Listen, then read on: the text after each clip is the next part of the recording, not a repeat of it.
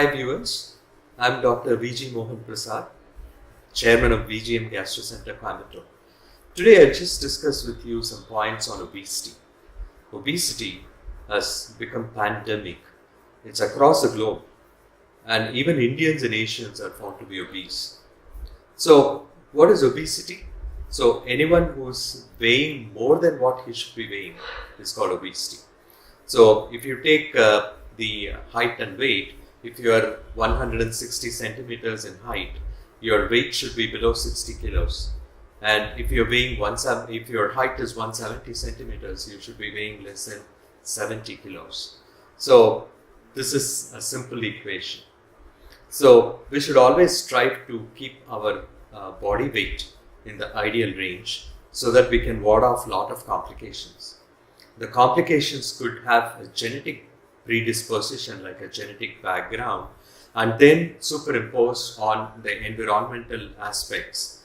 So, for example, one obese gentleman can have hypertension, can have diabetes, can have dyslipidemia, that is the cholesterol and triglyceride being up, and then fatty liver, can have a lot of other complications because of these, what is called the metabolic syndrome, including systemic hypertension, which is high blood pressure, and kidney disease, and so many problems can arise out of this complex problem.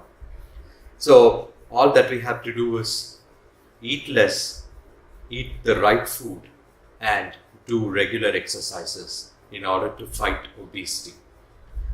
Overfeeding children should also be avoided because the adipose tissue, the fat containing cells in the human body, start multiplying from birth, and the multiplication stops at the age of 5. So until then, we should not expose these kids to too much of fatty food. Then the cells replicate, and it's a large pool. So once we grow and we start eating a lot of fat, we can easily put on weight. So healthy foods have to be always emphasized to children. Also, injudicious use of antibiotics in children can be prevented or avoided because studies in China have shown that there is so much of obesity among the children in China because of injudicious and overusage of or misuse of antibiotics. So we should avoid eating high calorie diet and high fat diet. So these are two things that one should be scared of. So if somebody has a cool drink with a lot of fructose, which can deliver a lot of calories, this fructose plus high calories can get converted to fat and get deposited in the liver. Also, eating a lot of red meat is also a problem. Lean meat is okay. So one should avoid eating egg yellow and red meat often, like once in a way is okay. If one is a non-vegetarian, he can consume chicken and fish. Fish is very good, and then egg white is good. If he's a vegetarian, so he should avoid all deep fat fried food. So fat should be lessened to about 30% of our dietary consumption, and the protein should be stepped up to about 50%. The protein consumption itself could be because of two types, the first class or the second class proteins. The first class proteins are derived from the animal source, including milk and milk products. And one very good vegetarian source which can give a first class protein is soy protein. The soybean extract can give you first class protein.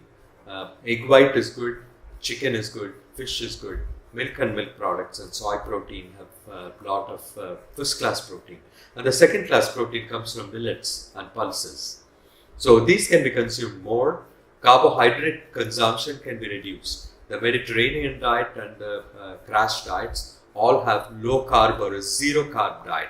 So lessen your carbohydrate consumption, be it rice, be it wheat, consume less. More of vegetables and fruits can help, have a satiety feeling because of increasing fullness in the stomach.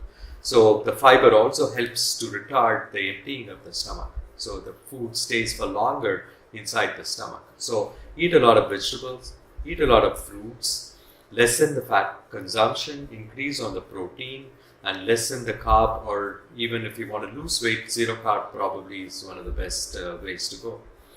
By doing this, you can start losing weight. So one should not aim at losing more than a kilo in a month, or maybe 2 kilos in a month, but never beyond 4 kilos in a month. So complications could arise if one loses more than 4 kilos in a month. So it can be slow, gradual, and then the program has to be sustained. So, if we start, going scot-free in eating, then again we put on the weight back.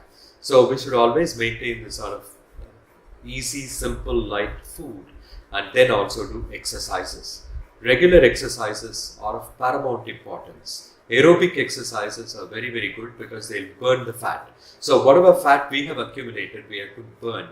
So this is done by running, jogging, cycling, swimming, and all sorts of aerobic exercises.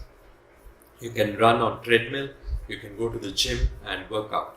So at least 20 to 40 minutes in a day, 5 days a week is of paramount importance. And people with fatty liver can also do isometric and isotonic exercises. The isotonic exercises are weightlifting, and the isometric exercises are called the resistance exercises, which you can stiffen all the muscles for several counts and release, like Superman or Iron Man exercises.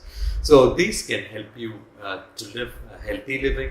So obesity has to be completely gotten rid of, and which should prevent us and resist us from becoming obese. And if somebody is obese, I'm sure he or she should try and shed weight. One of the useful things that I find in my practice is the use of Garcinia kombucha and a green tea combination that I use on my patients. Patients lose at least 1 to 3 kilos in a month, and green coffee is one such, which can help lose at least half a kilo in a month. If all these do not work, we can put in balloons through endoscopy. So, or even today, stitch the stomach and make the stomach lesser in volume, so that we can prevent one from gaining weight and also assist in losing weight. So finally, there is always a bariatric surgery, which can reduce the content or volume of the stomach, which can prevent one from putting on weight and also help to lose weight. So always eating less and appropriate food, and regularly doing exercises at least 5 days a week will help us lose weight, and we can live up to 100 years. And to live up to 100 years, people say everything has to be 100. Weight has to be below 100 pounds. The baseline should be below 100 centimeters. So our blood pressure should be systolic, should be below 100, and we should the sugar should be below 100, cholesterol should be below 100, triglycerides should be below 100. We should be running at least 100 kilometers in a month. Then we can live up to 100 years. So my best wishes for a very healthy living and prevention of diseases. Thank you viewers.